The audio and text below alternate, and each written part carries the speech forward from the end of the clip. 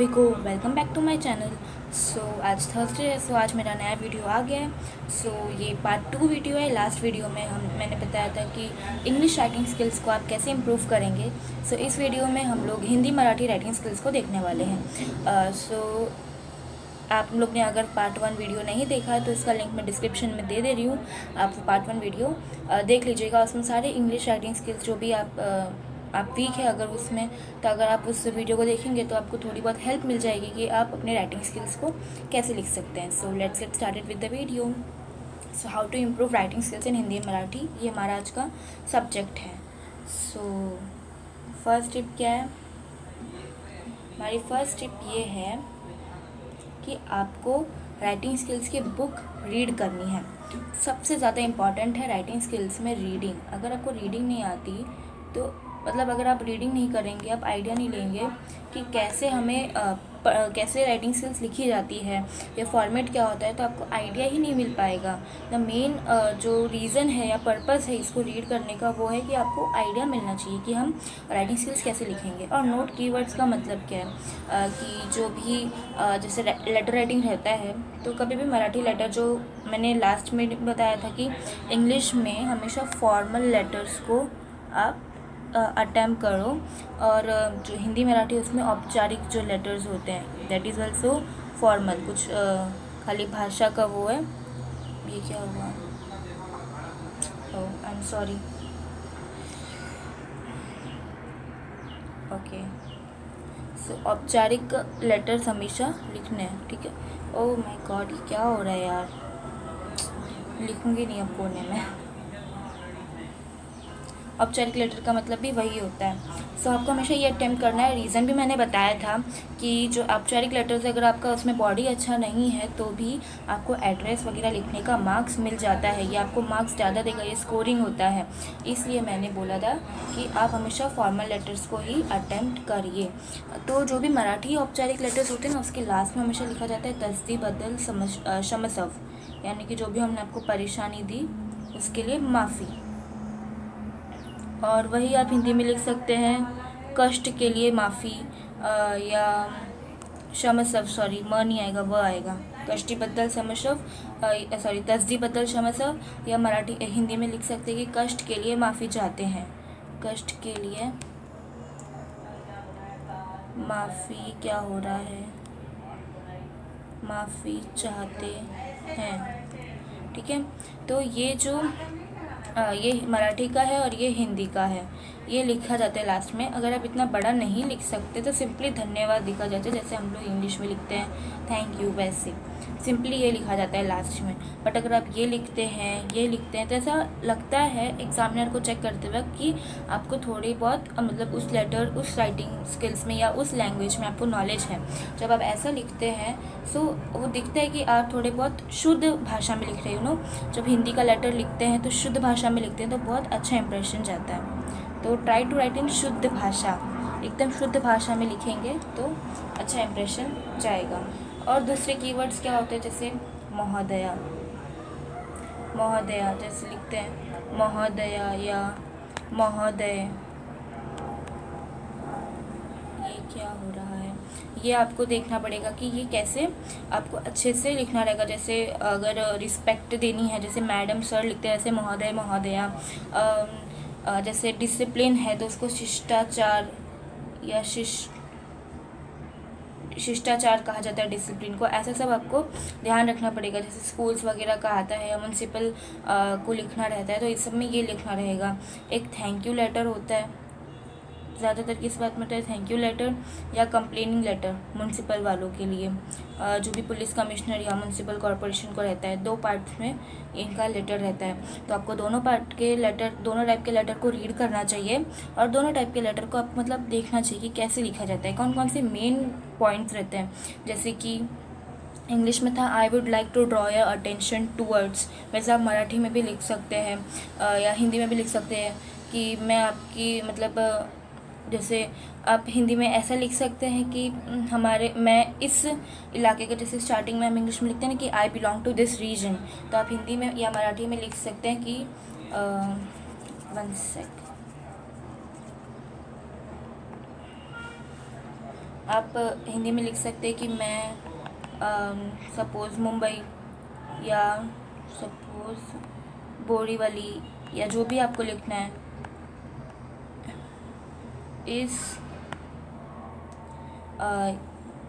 इस इलाके, या जो इस इलाके का रहीवासी, या की रहीवासी, लड़की तो की, लड़का तो का, रहीवासी हूँ। स्टार्टिंग में ऐसा इंट्रोडक्शन करो।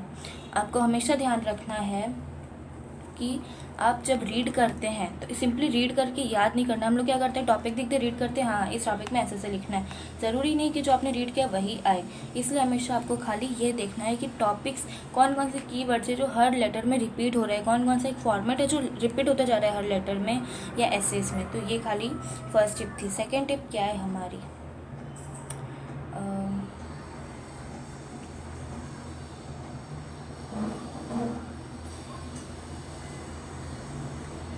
ओके सेकेंड टिप मैं रब कर दूँ। क्या हो रहा है आज, सॉरी हाँ। ओह माय गॉड, क्या हो रहा है। वे ओके सो थोड़ी प्रॉब्लम हो गई थी, इसके लिए सॉरी, बट अभी सही चलेगा। सो सेकेंड टिप है कि always practice last year paper. Okay paper यानी कि क्वेश्चन पेपर मैं लिखना भूल गई, क्वेश्चन पेपर। आपको हमेशा लास्ट ईयर्स के क्वेश्चन पेपर्स को देखना है, बट अभी पोर्शन चेंज हुआ है तो आपके पास खाली लास्ट ईयर का ऑप्शन है। बट राइटिंग स्किल्स में कोई दिक्कत नहीं है, वो तो हर साल आते हैं, कभी बदलते नहीं टॉपिक, खाली उनका फॉर्मेट बदलता है लिखने का।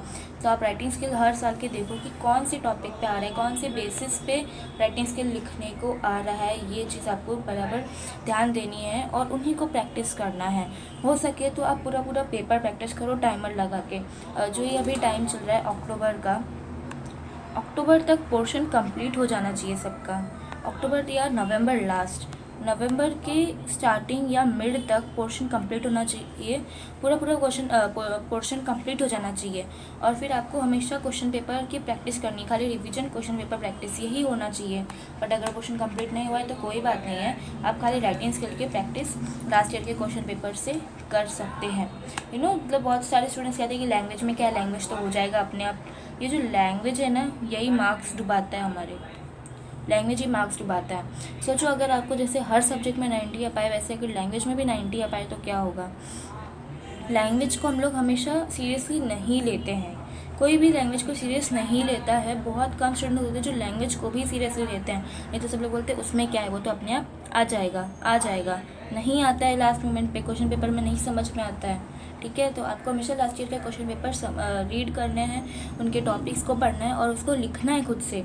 और फिर वही टॉपिक को आप गूगल पे सर्च करो, गूगल हो गया, अगर राइटिंग स्किल की बुक है, बुक हो गई, या कुछ टीचर है आप उनसे पूछो कि मैंने सही लिखा है क्या, टीचर को बोलो कि मुझे मार्क्स दो इस पर। मैं ऐसी करती थी, मैं लिखती थी और फिर बाद में स्कूल की टीचर को या जो मेरी स्कूल की टीचर थी उनको या मेरे एल्डर ब्रदर या सिस्टर को बोलती थी कि मुझे ये चेक करके दो। तो ऐसे मैं जजमेंट लेती थी कि मेरे को एवरेज पे कितने मार्क्स मिल रहे हैं हर रेटिंग से। सपोज 5 मार्क का है, मुझे 3.5 मिल रहे हैं, मुझे 2.5 मिल रहा है, मुझे 2 मिल रहा है किसी में, मुझे किसी में 3 मिल रहा है। तो मेरा एवरेज मार्क्स क्या है और मुझे बोर्ड एग्ज़ाम में कितना आ सकता है, ये ध्यान देना है। उससे भी राइटिंग स्किल मजबूत होती है। ठीक है, तो मेरा अब क्यों कर रही हूँ, हमें तो नेक्स्ट ट्रिप पर जाने का है। सो 1 सेकेंड, ठीक है। अभी मेनली क्या होता है कि हम लोग जब हिंदी या मराठी के पेपर लिखते हैं ना, हिंदी या मराठी दोनों में से कोई एक भी, शुद्ध हिंदी या शुद्ध मराठी लिखने के चक्कर में हम ऐसे वर्ड्स लिख देते हैं जिनकी मात्रा हमें नहीं पता होती। अगर मात्रा नहीं पता है तो मत लिखो शुद्ध हिंदी शुद्ध मराठी, मात्रा की प्रैक्टिस करो और फिर वो वर्ड लिखो। अगर थोड़ा सा भी डाउट है कि मुझे इस वर्ड की मात्रा क्या है, पहली ई है कि दूसरी ई है, सॉरी पहली ई है कि दूसरी ई है, और पहला उकार है कि दूसरा उकार है, जो ये नहीं पता है तो मत लिखो उस वर्ड को, दूसरा वर्ड सोचो जिसकी मात्रा पता है। ठीक है, और दूसरा वर्ड अगर आपको याद नहीं आ रहा है so you have to practise about मात्रा, उस पर ध्यान देना है। मात्रा पे हमेशा ध्यान देना पड़ता है क्योंकि ये भी ज़्यादातर मार्क्स को कम कर देता है। ये हमेशा मात्रा बहुत इंपॉर्टेंट रहती है हिंदी मराठी में। ठीक है, स्पेलिंग पूरी इसी पे निर्भर रहती है। सो आपको हमेशा ये ध्यान देना है कि जो वर्ड आपको नहीं पता उसको मत लिखो, खास करके मराठी में। जब हमें मराठी नहीं पता होती, जैसे मैं आपको एक एग्जांपल देती हूँ कि जब मुझे मराठी नहीं पता थी, अभी भी पता है बट सारे वर्ड थोड़ी पता रहते हैं कोई भी भाषा के, भले हिंदी हो, इंग्लिश हो या मराठी हो। तो जैसे आपको अगर आपको वो वर्ड नहीं समझ में आ रहा तो मैं क्या करती थी, सोचती थी कि इसको हिंदी में क्या बोलते हैं और उसी से थोड़ा इम्प्रूव कर करके मराठी में लिख देती थी। छोड़ना नहीं है क्वेश्चन को, आपको लिखना है, बट अगर आपको वो वर्ड नहीं पता है तो आपको दूसरा वर्ड सोचना है, उसमें मात्रा की मिस्टेक नहीं करनी है, ये हमेशा याद रखना है, ठीक है।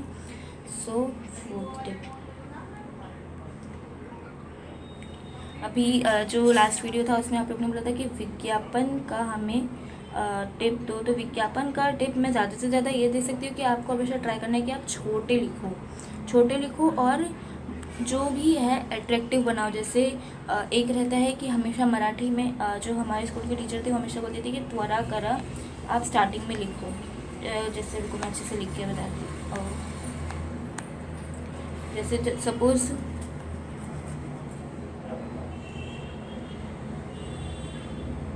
जैसे सपोज़ ये हमारा विज्ञापन है, ठीक है, ये हमारी बॉक्स है, आप लोग और अच्छे से बनाना। इसका बॉर्डर बना दिया हमने, ठीक है। बॉर्डर हमेशा खाली ऐसे ही खुला छोड़ते, जब आपका पेपर पूरा कंप्लीट हो जाए, टाइम बचे तो उसमें डिज़ाइन करते बैठो, और बच्चों जैसी डिज़ाइन मत करना, ज़्यादा से ज़्यादा ऐसी ऐसी लाइनिंग कर देना, ठीक है। स्टार्टिंग में आपको क्या लिखना है, त्वरा करा, ये मैं हमेशा स्टार्टिंग पे लिखती थी मराठी में 2 बार, ठीक है, इधर जगह नहीं है। त्वरा करा हमेशा लिखती थी, ब्रॉड मतलब उसमें जैसे मोटा लिखती थी, पेन से भद्दा ना दिखता था, बस खाली अच्छा खासा लिख देती थी 2-3 बार उसमें पेन से करके। पेंसिल यूज़ नहीं करनी हमें बिल्कुल भी, ठीक है। तो आपको हमेशा ज़्यादा 2-3 बार करना है, ज़्यादा ऐसे उसको भद्दा नहीं दिखाना है कि आपने स्क्रिबल किया उसके ऊपर। फिर मैं लिखती थी कि जैसे अगर कोई दुकान की एडवर्टीज़मेंट है तो मैं क्या करती थी, उसमें जो भी सपोज़ मुंबईतील प्रथमच, यानी कि जो मुंबई शहर है उसमें ये पहली बार ऐसी दुकान आ रही, तो आपको जो भी शहर का नाम डालना है इधर डाल सकते हैं। जैसे मुंबईतील प्रथमच, डोंबिवलीतील प्रथमच या बोरीवलीतील प्रथमच, जो भी आपको डालना है प्लेस का नाम वो डाल सकते हैं, दिल्लीतील प्रथमच, जो भी आपको डालना है वो। इसका मतलब क्या कि अगर जो दुकान है वो इस एरिया में पहली बार आई है, इसका मतलब ये रहेगा। इसको मैं ज़्यादा ब्रॉड नहीं करती थी, खाली ऐसे बॉक्स में बना देती थी। अगर आइसक्रीम की दुकान की एडवर्टीजमेंट करना है तो मैं आइसक्रीम बनाती थी और उसके अंदर आइसक्रीम का नाम लिखती थी। अगर स्टेशनरी तो पेंसिल बनाती थी इसी जगह पे ऐसी, और फिर उसके अंदर नाम लिखती थी, ठीक है। तो ऐसा हमेशा मैं ट्राई करती थी कि एट्रैक्टिव दिखे। अम्ब्रेला का रहता था तो बाजू में अम्ब्रेला बना देते, मगर जिनकी ड्राइंग अच्छी नहीं है वो प्लीज़ इसको ट्राई बिल्कुल मत करना, मार्क्स बढ़ने की जगह मार्क्स कम हो जाएंगे, ठीक है। और ज़्यादा फिर बाद में हम लोग एक ऐसे एक धमाका टाइप ऐसे बना देते, फिर उसमें लिख देते थे 25 या 15% सूट। मराठी में क्या आएगा, सूट आएगा, हिंदी में क्या आएगा, छूट आएगा, ठीक है। ये मराठी का है, ये हिंदी का है, ये याद रखना। फिर बाद में आप थोड़े डिस्काउंट ऑफर डाल सकते हैं। और अगर कोई सपोज़ जॉब के लिए आता है कि जॉब की ज़रूरत है, तो ये लाइन मत लिखना, अच्छी नहीं लगेगी, त्वरा करा। उसमें आपको सिंपल बनाना है, उसमें ज़्यादा धूमधाम नहीं करने का, ये एट्रैक्टिव का, ठीक है। और हमेशा ट्राई करना है कि छोटा रहे। आप खुद ही एग्जाम्पल लो, जब आप न्यूज़पेपर पढ़ते हो, तो जब न्यूज़पेपर पढ़ते हैं तो उस टाइम पे हम लोग जो बड़े एडवर्टीजमेंट होते हैं उसको नहीं पढ़ते, छोटी दिख गई कि तो उसको फटाफट हम लोग पढ़ लेते हैं, ठीक है। तो उसी को एग्जाम्पल देख के आप हमेशा छोटी सी विज्ञापन बनाओ। ओके, सो ये क्या टिप है, ये टिप तो मैंने इंग्लिश में भी दी थी कि हमेशा पहले पॉइंट्स बनाओ फिर लिखना चालू करो। कि जैसे कि ऐसे आए, ऐसे के लिए मेनली काम आती है कि जो ऐसे या निबंध, इधर निबंध आएगा मराठी में, ऐसे या निबंध आता है, उसमें आपको हमेशा पहले स्टार्ट नहीं कर देना है लिखना। उससे क्या होगा, जो भी आपके दिमाग में आइडियाज़ है उसका आप फर्स्ट पैरा में लिख दोगे, सेकंड थर्ड पैरा में आप ऐसे ही बैठे रहोगे, है ना। मेरे को सब लोग पूछते थे तो इतना बड़ा कैसे लिख लेती है, क्योंकि मैं जो भी आता था दिमाग में फर्स्ट पैरा में पहले नहीं लिखती थी। मैं ऐसे पॉइंट्स पहले स्टार्टिंग में पॉइंट्स लिखती थी, स्टार्टिंग में पेंसिल से अलग अलग, फिर दिमाग में सोच के अपना पहले दिमाग में फॉर्मेट बनाती थी कि कैसे लिखना है। 5 मिनट रुकती थी, हाँ फर्स्ट पैरा में ये लिखना है, सेकंड में ये, थर्ड में ये, फोर्थ में ये, और फिर लिखना स्टार्ट कर देती थी। इससे क्या होता था, एक फॉर्मेट बन जाता था। अभी आप लोग की हैबिट नहीं है तो आप पहले पेंसिल से लिखो साइड में और फिर लिखना चालू करो, फिर धीरे धीरे आपको आदत पड़ जाएगी, it will be easy for you all. ठीक है, तो ये लास्ट टिप था। जिन्होंने लास्ट वीडियो देखा है उनको ये टिप पता है, बट जिन्होंने लास्ट वीडियो नहीं देखा है उनके लिए मैं वापस बता दे रही हूँ। ठीक है, so that's all. Thank you for watching. अगर आप लास्ट तक इस वीडियो को देख रहे हैं तो आई होप आपको कुछ हेल्प मिलेगी। अगर आपने इंग्लिश वाले राइटिंग स्किल का पार्ट नहीं देखा है तो लिंक डिस्क्रिप्शन में लिंक दी है, उसमें जाके आप उस वीडियो को देख लीजिए। वीडियो को लाइक कर देना, चैनल को प्लीज़ प्लीज़ प्लीज़ सब्सक्राइब कर देना और अपने दोस्तों के साथ शेयर ज़रूर कर देना। इससे क्या होगा, जब आप अपने फ्रेंड्स के साथ शेयर करेंगे तो आपके फ्रेंड्स भी इस चीज़ को सीख पाएंगे और उनको भी इस चीज़ में डिफ़िकल्टी नहीं आएगी, उनको भी मदद मिल जाएगी। ठीक है, so bye bye, meet you on Sunday.